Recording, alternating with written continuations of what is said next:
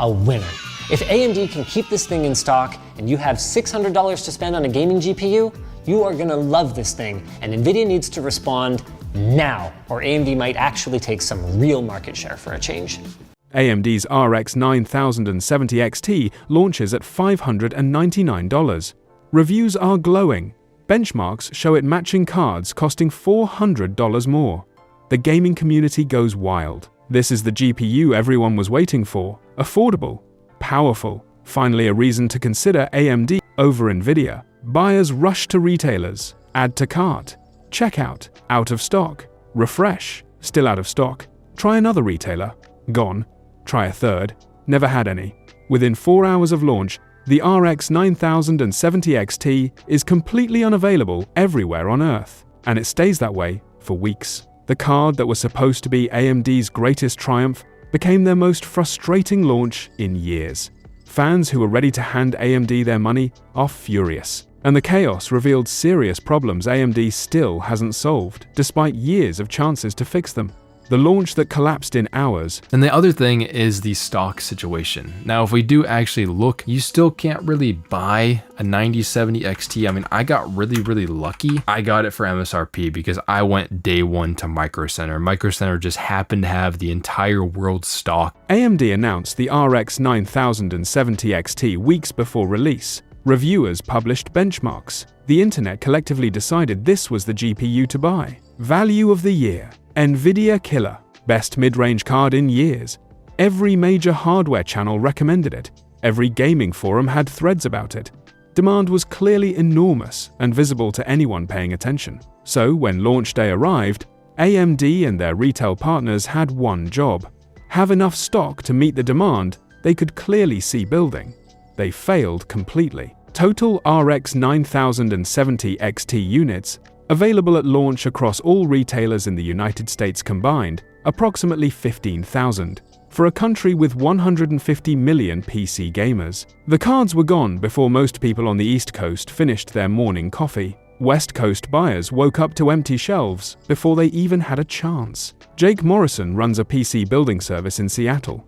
He had 7 clients, specifically waiting for the RX 9070 XT to complete their builds. He set alarms, monitored stock trackers, had browser tabs open on every major retailer. He managed to buy exactly 1 card at launch, 1 out of 7. The other 6 clients are still waiting. 3 of them have already told him to just order whatever is available because they're tired of waiting. 2 switched their orders to NVIDIA cards. 1 cancelled entirely. AMD's launch chaos directly cost them 6 sales from 1 small PC builder in 1 city. The scalper problem that made it worse. And the ASRock Steel Legend was $599 at launch, but has since bumped itself up to $669, an 11% price jump. I will also take this moment to say that Newegg has the price at $670. Micro Center still has it at MSRP, but it doesn't pop up in search results, only if you have a direct link to it. It's a real weird situation.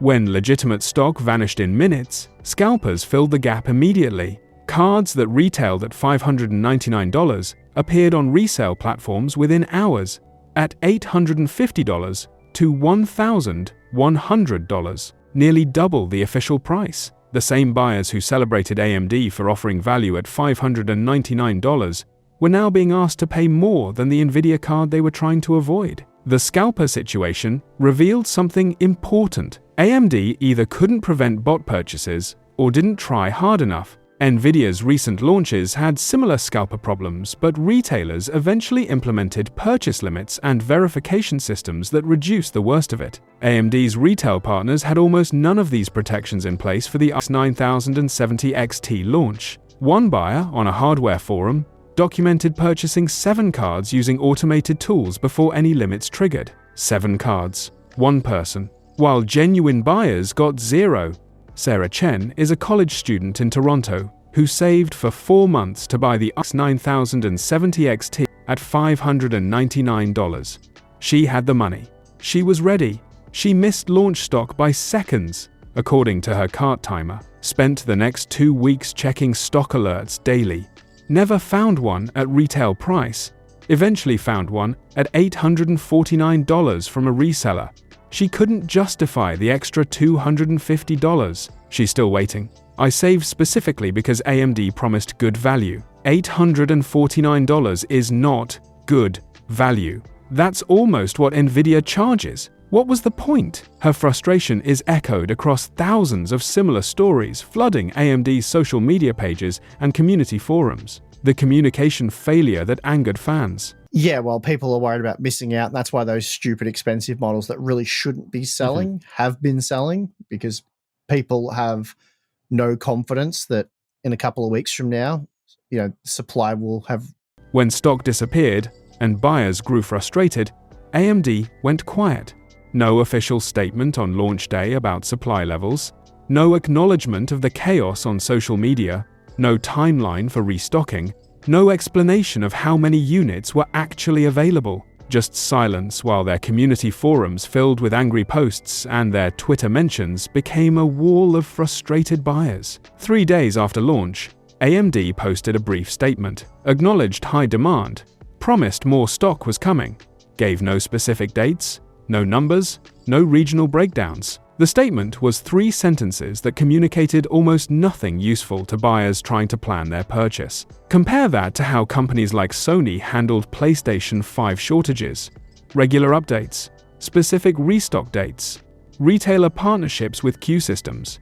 Not perfect, but communicative. AMD offered none of that. Buyers were left completely in the dark, refreshing stock tracker websites and hoping for the best. Marcus Webb is a hardware journalist in Manchester who has covered GPU launches for 8 years. He wrote bluntly after the RX 9070 XT launch, AMD marketing created enormous demand deliberately. They knew this card would sell out. Every benchmark, every review embargo, every promotional tweet was designed to maximize hype. They succeeded in creating demand. They completely failed to prepare for it. Then they went silent when buyers were understandably angry. That is not how you treat customers who are ready to give you money. The partner card chaos nobody expected. AMD's GPU business works differently from NVIDIA's in one important way. AMD sells the chip design but relies heavily on third-party manufacturers like Sapphire, PowerColor, and XFX to build and sell the actual cards. This partner system creates complications that AMD underestimated badly for this launch. Different partner cards launched at different times. Some retailers had Sapphire versions but not PowerColor. Others had XFX but nothing else. Buyers who specifically wanted a particular cooler design or a specific partner's version faced even more fragmented availability than the general shortage suggested. Someone waiting for a Sapphire Nitro version might wait weeks longer than someone willing to buy any partner card available. Pricing varied too. While AMD announced $599 as the reference price, partner cards with better cooling solutions launched at $629, $649, even $679. Not dramatically more expensive, but enough to blur the value message AMD had been communicating for weeks. Buyers expecting exactly $599 found that the cards actually available were often $30 to $80 more. Small differences, but psychologically significant, after weeks of $599 NVIDIA killer marketing. David Park builds gaming PCs in Melbourne and tracked every Australian retailer at launch. His findings: Australia received fewer than 800 RX 9070 XT units total across the entire country at launch. A country of 26 million people, 800 cards, gone in under 20 minutes. Partner card availability was completely inconsistent. Some partners had several hundred units, others had dozens. One major partner had 0 Australian allocation at launch. He described the situation as organized chaos, where the organization part failed completely. When AMD's biggest fans turned critical, the most telling sign of how badly this launch damaged AMD is who started criticizing them. Not NVIDIA fans enjoying a rival's failure, AMD's own most loyal community members, the people who championed AMD through years of being the underdog, who recommended AMD to friends, who defended AMD in online arguments. Those people turned critical loudly and publicly. The AMD subreddit, normally a supportive community filled with posts titled, "This launch is embarrassing," and "AMD had one job," and "How is this acceptable in 2025?" Posts critical of AMD's supply planning were upvoted to the top. Comments defending AMD's handling of the launch were downvoted into invisibility. When a company's own fans are leading the criticism, the situation is serious. One heavily upvoted post read, "I have been recommending AMD to everyone I know for 3 years. I told my brother, my coworker, my roommate to wait for the 9070 XT. They all tried to buy at launch. None of them got one.